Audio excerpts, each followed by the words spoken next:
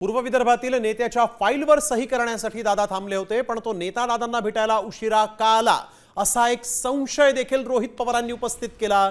त्यामुळे रोहित पवारांचा रोख नक्की कोणत्या नेत्याकडे याची ही चर्चा राजकीय विश्वात सुरू झाली आहे।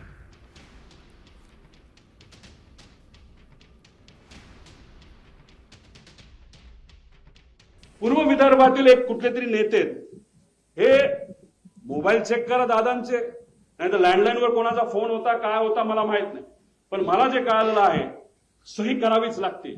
फार महत्वाची फाईल आहे आणि मग ती फाईल कुठे आहे हे जेव्हा बघितलं गेलं ती फाईल घरी नव्हती, ती फाईल मंत्रालयाच्या कार्यालयामध्ये होती दादांच्या। दादा कुठलीच फाईल मोकळी ठेवत नाही, पण अचानक ती फाईल तिथं होती।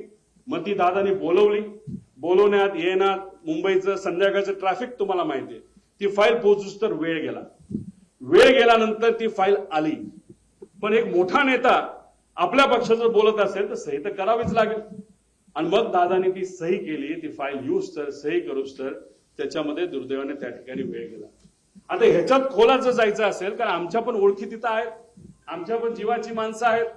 अजितदादांबरोबर जेव्हा केव्हा मी भेटलो आणि दादांचा जो काही शेवटचे 3-4 महिने होते त्यात मी दादा आणि त्यांच्याबरोबरचे अधिकारी एकदम घट्टपणे एक फार महत्वाची चर्चा त्या ठिकाणी करायचो आणि ती करत असताना मग काही अधिकाऱ्यांचे कर्मचाऱ्यांचे त्याच्यावर आमच्यावर त्या ठिकाणी विश्वास असल्यामुळे तिथं चर्चा काय चालली होती हा विषय जेव्हा केला तेव्हा तिथं चर्चा कुठले तरी राजकीय कन्सल्टंट कोणीतरी आहे त्यांचा जो कॉन्ट्रॅक्ट आहे जो शेकडो कोटीचा आहे तो आपल्याला कॅन्सल करावा लागतोय कारण त्यांच्याकडनं काहीच आपल्याला मिळत नाही, त्याचा काहीच फायदा होत नाही। कारण 7 दिवस आधी सुद्धा बारामती हॉस्टेलला दादांना जेव्हा मी भेटलो होतो तेव्हा सुद्धा दादांनी काही लोकांना सांगितलं होतं शहाणपणा करू नका, राजकारण आम्हाला शिकू नका, राजकारण आम्ही कसं करायचं हे माहिती सर्वे फक्त तुम्ही करा, अशी काहीतरी चर्चा तेव्हा झाली होती। अशा पद्धतीची चर्चा तिथं झाली आणि दादांना त्याच्यामध्ये उशीर झाला आणि मग दादांना प्लॅन बदलावा लागला।